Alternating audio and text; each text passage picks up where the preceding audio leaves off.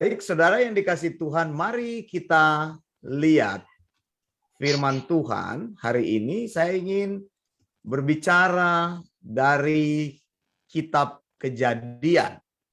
Silakan buka Alkitab saudara dalam Kejadian 18 ayat 1 sampai dengan ayat yang kedua.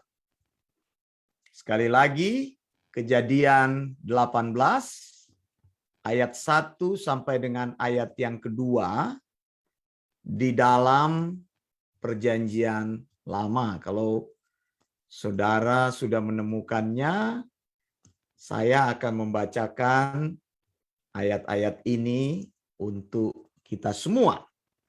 Kejadian 18 1 sampai 2. Kemudian Tuhan menampakkan diri kepada Abraham dekat pohon tarbantin di Mamre. Sedang ia duduk di pintu kemahnya waktu hari panas terik. Ketika ia mengangkat mukanya, ia melihat 3 orang berdiri di depannya. Sesudah dilihatnya mereka, ia berlari dari pintu kemahnya menyongsong mereka, lalu sujudlah ia sampai ke tanah. Nah, saudara yang dikasihi Tuhan, ayat yang kita baca ini akan terlihat bertentangan bila kita menguji dengan ayat lain di bagian Alkitab yang lain. Misalnya ayat 1 berkata, Tuhan menampakkan diri kepada Abraham. Nah, kalau lihat dalam Yohanes 1 ayat 18, firman Tuhan bilang begini. Tidak seorang pun yang pernah melihat Allah. Ulang lagi, saya bacakan lagi. Yohanes 1 ayat 18. Tidak seorang pun yang pernah melihat Allah. Tetapi anak tunggal Allah yang di pangkuan Bapa, dialah yang menyatakannya. Nah, ayat ini dari Kejadian 18 ayat 1 lalu kita bandingkan dengan Yohanes 1 ayat 18, kelihatannya bertentangan. Perjanjian Lama katakan Tuhan menampakkan diri, lalu Perjanjian Baru katakan tidak seorang pun pernah melihat Allah. Pertanyaannya sekarang, apakah ada orang di dunia ini yang pernah melihat Allah? Tentu jawabannya tidak. Allah adalah pencipta.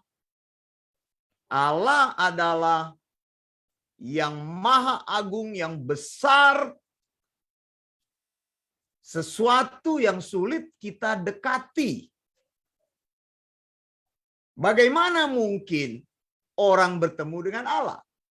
Karena itu Yohanes bilang, tidak ada seorang pun pernah melihat Allah. Tapi Kejadian 18 ayat 1 katakan Tuhan menampakkan diri kepada Abraham. Kata Tuhan di sini saya tunjukkan kepada saudara. Kalau dalam bahasa aslinya dibilang Wayera Elau Adonai. Kata Tuhan di situ dalam bahasa Indonesia dipakai huruf yang besar semua. Perhatikan nggak? Ada T yang besar, ada U besar di situ, H besar, A besar, dan N besar. Tuhan. Atau YHWH. Kita membacanya Adonai. Nah, saudara yang dikasih Tuhan, nanti kita akan lihat bagaimana kita memahami firman Tuhan ini. Nah, metode untuk memahami firman Tuhan, selalu saya katakan, cara menafsir Alkitab adalah menggunakan metode literal. Jadi ketika dikatakan oleh Alkitab Tuhan menampakkan diri kepada Abraham, saya percaya ini adalah sebuah keadaan yang apa adanya dilaporkan oleh penulis Alkitab, yaitu Musa. Bahwa Tuhan menampakkan diri kepada Abraham adalah memang Tuhan menampakkan diri kepada Abraham. Nah, bagaimana caranya Tuhan menampakkan diri kepada Abraham? Sementara Alkitab bilang bahwa manusia tidak bisa melihat Tuhan. Apalagi Tuhan yang dikatakan di sini adalah YHWH atau Adonai. Allah yang menciptakan langit dan bumi. Adam dan Hawa belum pernah melihat Tuhan. Belum pernah melihat Allah. Mereka pernah mendengar bunyi langkahnya. Alkitab mencatat seperti itu. Tapi belum pernah melihat. Sekarang dia menampakkan diri kepada Abraham. Makanya penafsir-penafsir Alkitab kesulitan menafsirkan ayat ini. Ada yang berkata bahwa waktu itu Abraham tertidur. Lalu dia bermimpi bertemu dengan Allah. Nah, banyak orang kan mengaku-ngaku kan bertemu dengan Allah. Bahkan ada yang katakan sudah pergi ke surga. Lalu pulang lagi ke bumi. Pergi lagi ke surga. Pulang lagi ke bumi. Wah, saya dengar itu enak banget ya. Jalan-jalan ke surga. Lalu ada lagi yang memberikan lagi kesaksian lain. Bukan jalan ke surga, tapi jalan ke neraka. Wah, hebat bener Kristen ini. Ada yang pergi tur ke surga, ada yang pergi tur ke neraka. Harusnya kita bertanya, Pak, berapa bayarnya, Pak? Boleh nggak saya ikut? Sekali-sekali mencicipi enaknya surga itu seperti apa? Kan belum pernah lihat. Begitu. Saya pikir juga yang jalan-jalan ke neraka hebat juga ya. Kok nggak terbakar di neraka? Neraka itu panas sekali. Alkitab bilang orang kaya yang ada di neraka dia teriak-teriak kepanasan. Tapi orang Indonesia tidak kepanasan tuh. Dia bisa pergi ke neraka, pulang lagi dia cerita tentang neraka itu. Makanya saudara hati-hati mendengar kesaksian-kesaksian manusia. Tuhan menampakkan diri dalam rangka memberikan wahyunya. Dan ini sekarang sedang kita pertanyakan bagaimana Tuhan menampakkan diri kepada Abraham. Nanti akan lebih jelas kita lihat. Begitu. Jadi tidak semua orang besok-besok dia ngaku, aku dapat mimpi.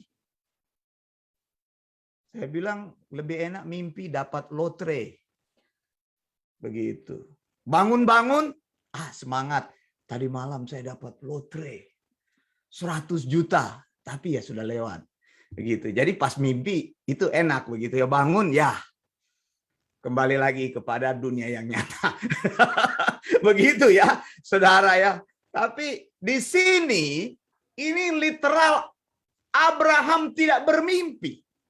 Kenapa orang bilang bermimpi? Karena katanya waktu itu hari panas.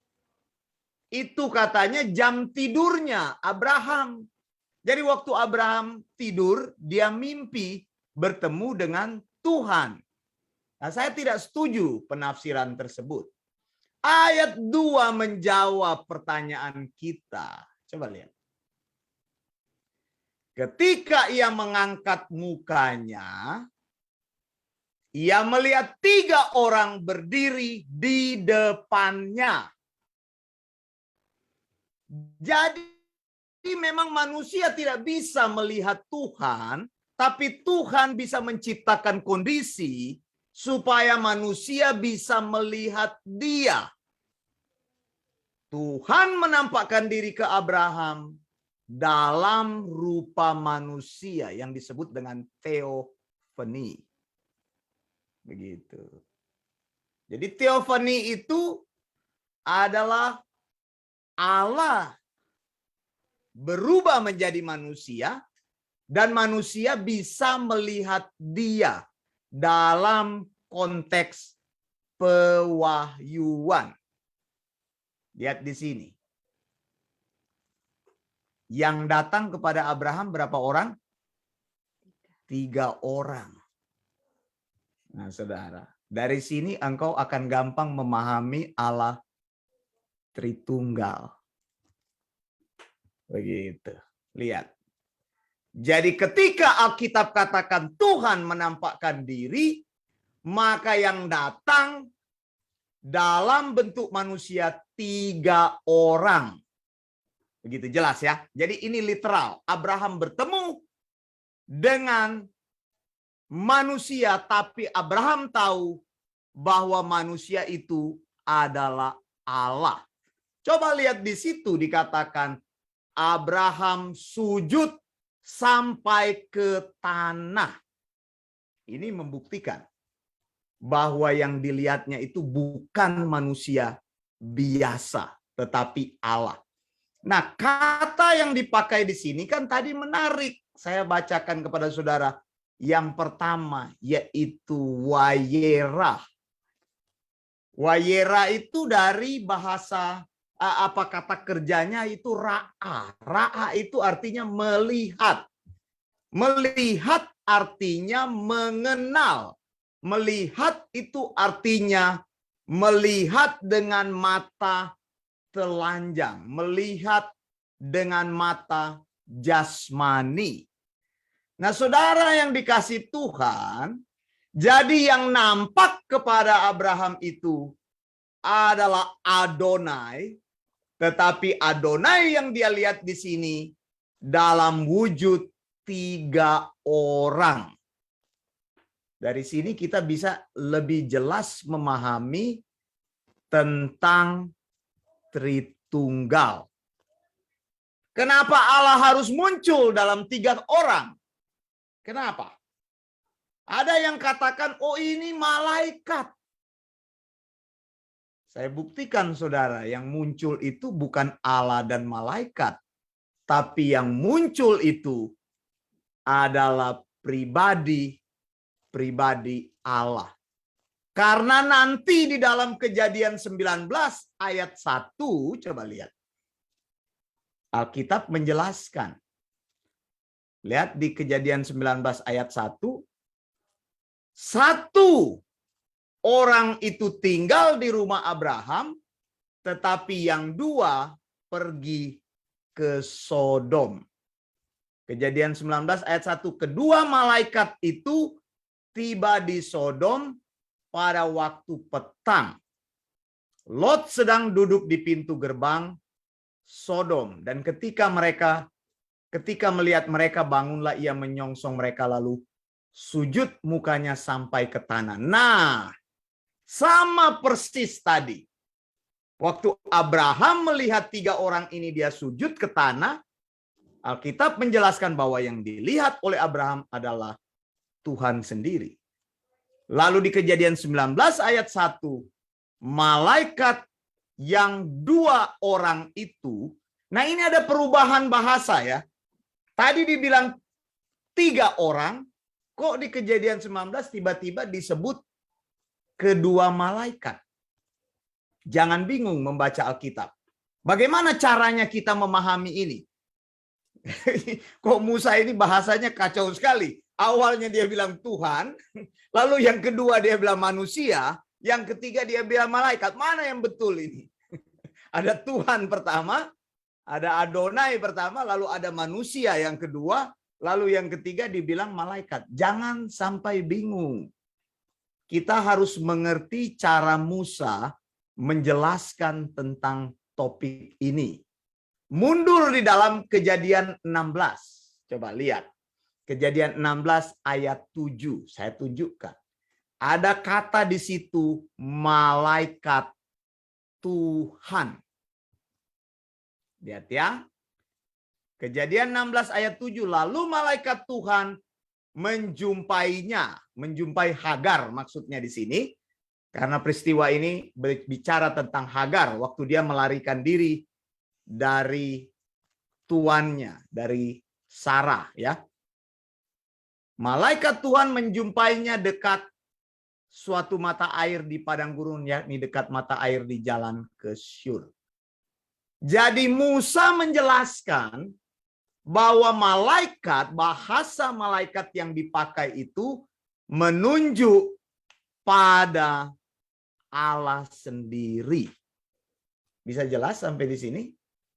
Begitu ya. Cara Tuhan menunjukkan diri.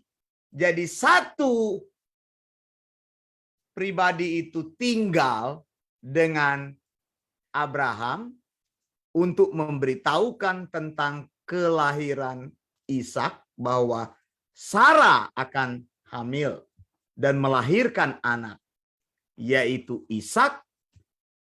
Tapi dua malaikat lain pergi kepada Lot.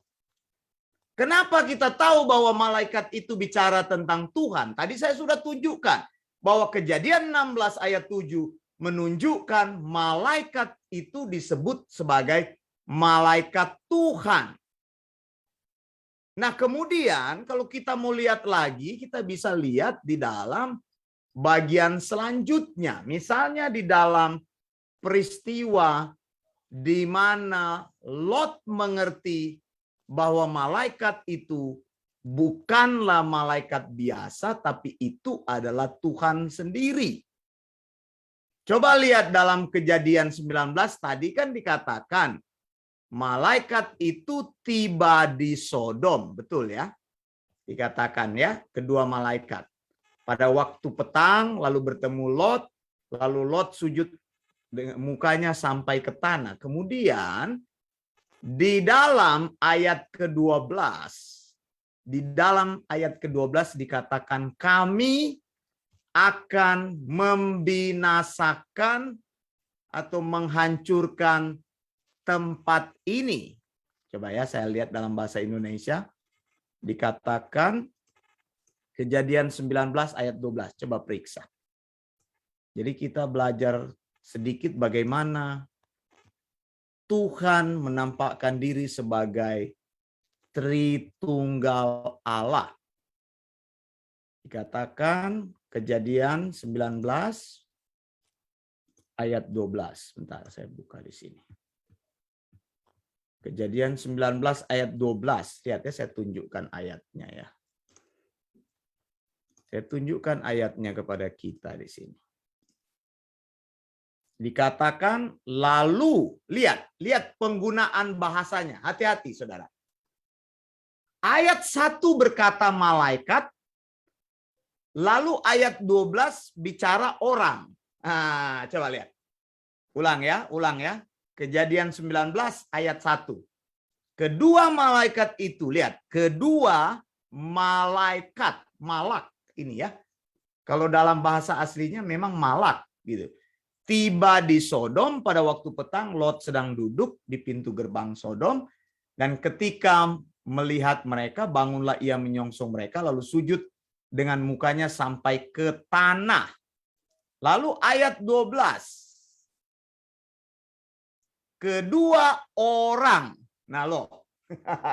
Tadi pakai kata malaikat, sekarang pakai kata apa? Orang.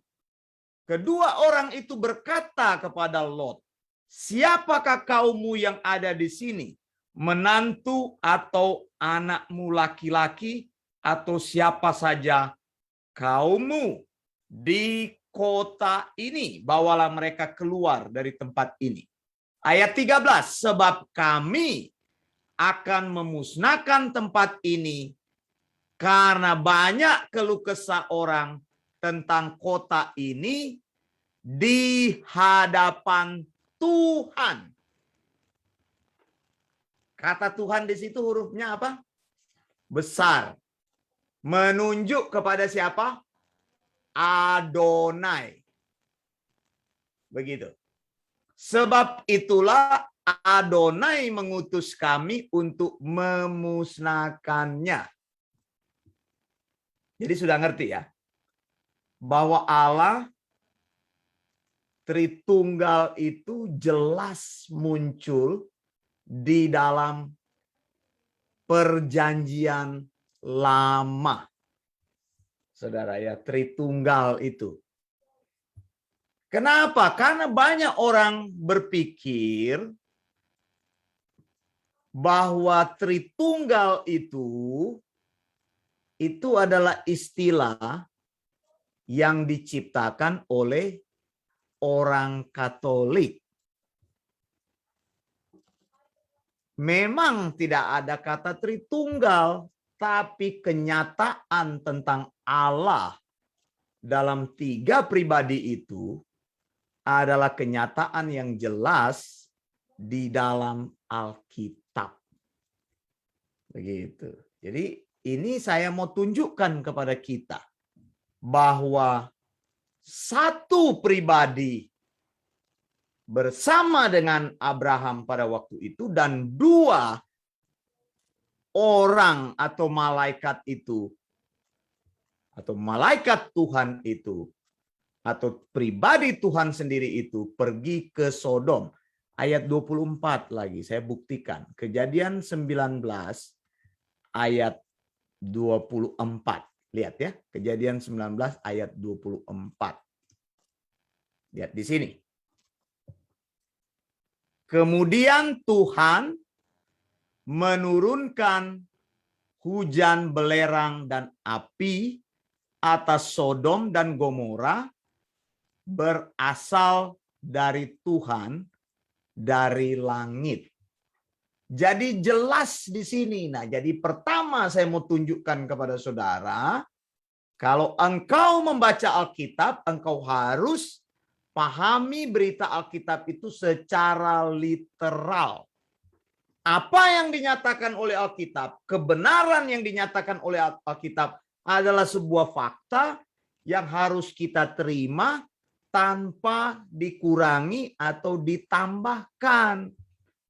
Jadi kita mengerti apa yang Alkitab sampaikan, baru kita memahami apa yang Alkitab sampaikan. Jadi kita tidak boleh berasumsi dan membuat sebuah perkiraan-perkiraan berdasarkan pikiran kita. Dikatakan Tuhan menampakkan diri kepada Abraham. Kok bisa Tuhan menampakkan diri? Kok bisa manusia melihat Allah? Bisa. Mengapa? Karena Allah ingin dirinya dikenal. Tapi karena Allah tidak bisa bertemu dengan manusia secara langsung, maka Allah membuat dirinya bisa diakses oleh manusia. Allah datang dalam manusia. Namanya teofani. Jadi di situ kita lihat ada pribadi Bapa, ada anak dalam rupa sebelum dia berinkarnasi.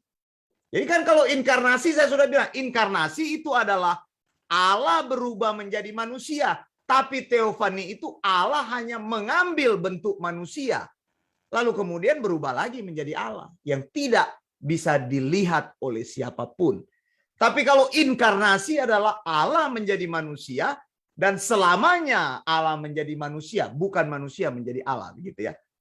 Bisa dipahami sampai sini. Jadi ada 3 di situ kita lihat. Ada Bapa, kemudian ada anak dalam bentuk sebelum inkarnasi, dan kemudian ada Roh Kudus. Begitu. Bapa mengutus anak dan Roh Kudus untuk pergi ke kota Sodom itu. Lalu Alkitab katakan Tuhan menjatuhkan hukuman. Jadi mereka pribadi-pribadi itu disebut sebagai Allah sendiri. Bisa jelas sampai di sini ya. Jadi pertama kita pahami Alkitab itu apa adanya. Kita mengerti Alkitab itu apa adanya dan mencari bagian-bagian Alkitab itu berdasarkan apa yang Alkitab sampaikan. Begitu. Jadi jangan katakan nanti orang dikit-dikit bilang, saya Roh Kudus ada bicara ke saya. Tiba-tiba lagi berdoa, saya rasa dingin. Lalu tiba-tiba saya mendengar suara, "Hai anakku yang aku kasihi, jangan takut." Mana mungkin Tuhan berfirman seperti itu? Karena firman itu sudah ada di dalam Alkitab. Tidak mungkin difirmankan lagi kepada kita. Kita cari firman yang ada di dalam Alkitab. Bukan mencari firman-firman yang baru. Begitu, bisa jelas sampai di sini?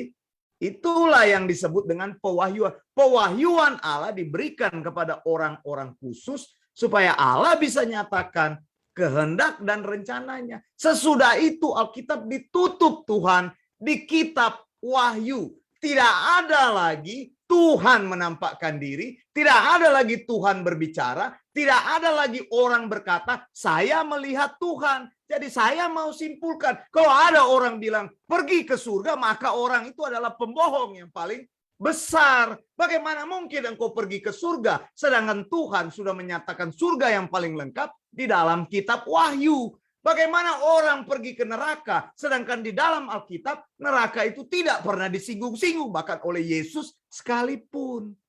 Jadi di sini kita bisa menemukan ajaran yang sehat itu selalu berbicara tentang harmonisasi Alkitab. Ajaran yang sehat tidak pernah berbicara hal yang di luar kebenaran Alkitab. Amin, saudara.